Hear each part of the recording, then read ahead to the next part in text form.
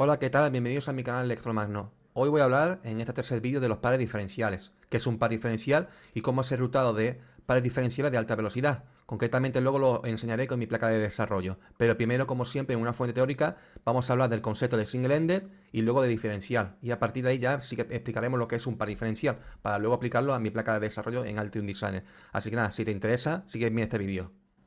Bueno, pues lo primero que vamos a hablar va a ser del concepto de la línea de single-ended. Por ejemplo, aquí tenemos un transmisor o driver y por el otro lado tenemos un receptor. Esto puede ser un operacional, un diferencial, lo que sea. Aquí vamos a ingresar, por ejemplo, nuestra señal de entrada y por el otro lado lo que queremos es obtener la señal de salida original de entrada. Y aquí vamos a suponer que tenemos una línea mucho más larga. De aquí el símbolo este, de que la línea de longitud es de una línea bastante larga, por ejemplo, vamos a ponerle 50 o 100 metros. Entonces, si tenemos ruido de modo común o crosstalk, lo que aquí voy a tener es ruido. Y más si, por ejemplo, estamos conectando a esta tierra de camino de retorno mucha circuitería que también contiene ruido y se acopla a esta línea. Entonces, con esto, al generar ruido, lo que voy a meter es, pues, lógicamente meter ruido en la línea de transmisión y por lo tanto, al meter ruido en el receptor, que por lo general suele ser un amplificador, estamos amplificando no solo la señal original, sino la señal de ruido que se está sumando a la señal original amplificada.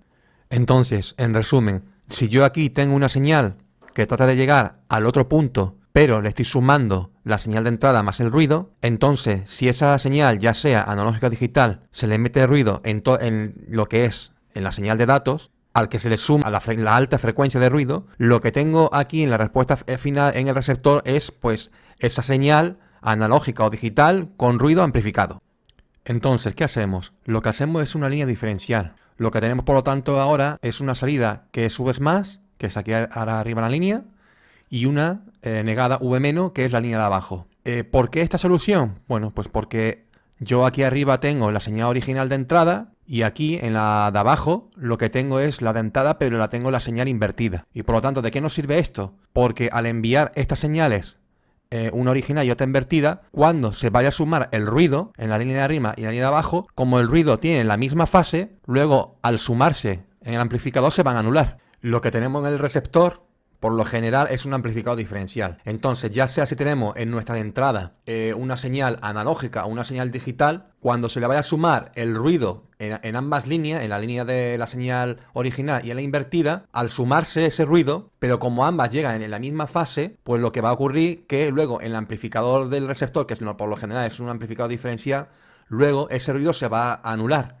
Entonces, ¿qué es lo que tenemos? Pues básicamente, en el caso ideal, lo que tenemos es que la tensión de salida es 2 veces la tensión de entrada. Pero bueno, esto en el caso ideal. Lo normal suele ser aproximadamente la tensión de entrada. Y esta es una de las formas en las que se soluciona las señales con respecto a la señal de single-ended. Claro, la señal de diferencial, pues con respecto a la de single-ended, es un sistema un poco más complejo porque se requiere de otra línea, como podéis observar, una señal invertida y por lo tanto más circuitería, porque sería un poco más costoso este sistema, pero es una solución que se haría con respecto al ruido. Luego tenemos lo que es el otro, que es el single-ended, que es una señal más simple y más fácil de diseñar, pero en contrarrespuesta tenemos la que es pues más fácil de que se acople ruido por un sistema single que la de uno diferencial. Y bueno, y esta es una de las razones por las que se utiliza este sistema en diferenciales para circuitos sobre todo de muy alta velocidad. ¿Cuáles son los beneficios?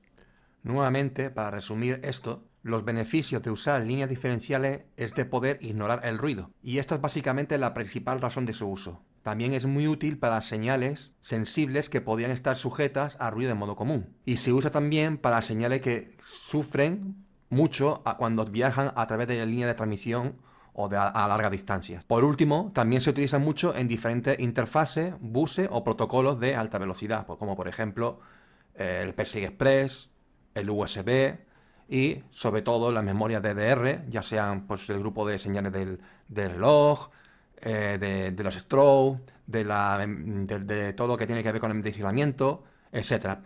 Este es principalmente lo que se utiliza, el uso de los beneficios para señales diferenciales. Bueno, pues si os acordáis, en los anteriores vídeos habíamos visto lo que son las tasas de impedancia controlada microstrip y strip line con respecto a señales de single-ended. con sus planos de referencia de masa. Sin embargo, en el diseño de PCB a menudo también, con alta velocidad de señales mucho más robustas o con alta densidad, nos interesan más los pares diferenciales. Y por supuesto, aquellos a los que también podamos controlar mediante impedancia. En comparación, por ejemplo, con el microstrip de una señal single-ended o un streamline, también en single-ended, tenemos un parámetro adicional que se conoce como el espacio entre trazas o el gap. Esto se ilustra en la imagen de la derecha, donde tenemos dos trazas individuales, traza 1 y traza 2, con plano de referencia arriba y abajo, separado por un material dieléctrico, H. Estas contienen las porciones positiva y negativa, por así decirlo, del par diferencial. Es importante tener en cuenta que, sin embargo, en una PCB, este par diferencial, aunque lo llamemos así, sigue siendo en realidad dos señales individuales de single-ended, que predominantemente no hacen referencia entre sí. La traza 1, por ejemplo, es el lado izquierdo que hace referencia al plano de abajo, y la traza 2 del lado derecho hace referencia al plano de abajo. La energía, los campos y el acoplamiento se producen predominantemente entre las trazas de single-ended y el plano inferior, y mínimamente entre cada traza. Entonces, alrededor del 80 al 90% de la energía del acoplamiento proviene de la traza de single-ended al plano inferior. Esto en una PCB lo podemos ver como dos señales individuales de single-ended que están separadas a una distancia d pequeñita. La impedancia diferencial entonces se define predominantemente por esta impedancia de single-ended, la impedancia que vimos por ejemplo en el microstrip o streamline controlada en single-ended, menos la impedancia acoplada. La impedancia acoplada depende del espaciado entre las pistas de aquí y esto es la pequeña d. Cuanta más cerca acerquemos estas pistas, más estrecho será el acoplamiento y mayor será, por ejemplo, el acoplamiento de la impedancia. Cuanta más alejadas estén las trazas entre sí, mayor será la distancia d, por lo que menor será el acoplamiento que tenemos de las trazas individuales. Por lo tanto, para nuestros pares diferenciales están definidos predominantemente por la impedancia Z0 con la impedancia de single-ended, pero tenemos ese segundo parámetro que conocemos como la impedancia diferencial, ZDIF. Muy brevemente, ZDIF es dos veces la diferencia entre un extremo menos la impedancia del acoplamiento, o la diferencia entre un single-ended menos la impedancia del acoplamiento. Una vez más,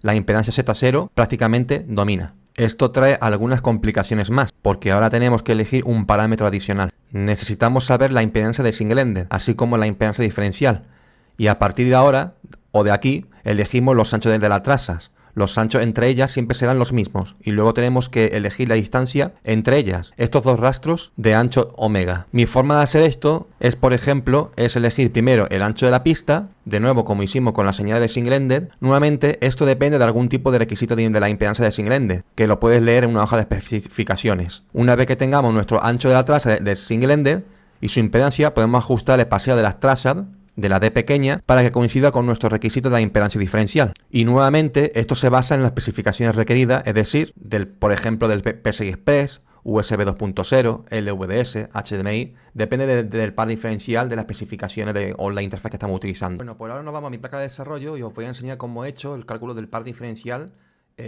aquí en esta placa de desarrollo que he diseñado. Bueno, pues el par diferencial que os voy a enseñar va a ser estas señales de aquí, que salen de la FPGA. Estas señales utilizan una interfaz que se puede configurar en la FPGA. Ahora os voy a decir qué interfaz es. Bueno, pues estas señales diferencial van luego a los controladores de enlace de alta velocidad. Por lo tanto, tenemos que saber cuál es la impedancia que va a aceptar este controlador de enlace de alta velocidad. Este acepta una entrada diferencial. Por lo tanto, tenemos que saber qué interfaz utiliza estos pines que son de salida diferencial. Así que, bueno, para saberlo, tenemos que saber el modelo de la FPGA. Este modelo de la FPGA es un modelo de la serie 7. Entonces, si nos vamos a la hoja de datos que nos proporciona esta FPGA, lo podéis buscar por internet. Aquí nos dice cuáles son los recursos para los distintos tipos de entrada y salida que hay para un estándar de este tipo de FPGA, de la serie 7.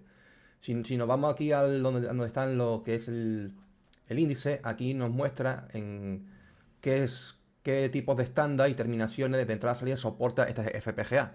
Aquí podéis ver el VTTL, el VSMOS, que son estos dos tipos de estándar, son señales de single-ended. Y luego tenemos lo que es el HSTL, que este es diferencial, y el LVDS. Este es el que utiliza esta FPGA.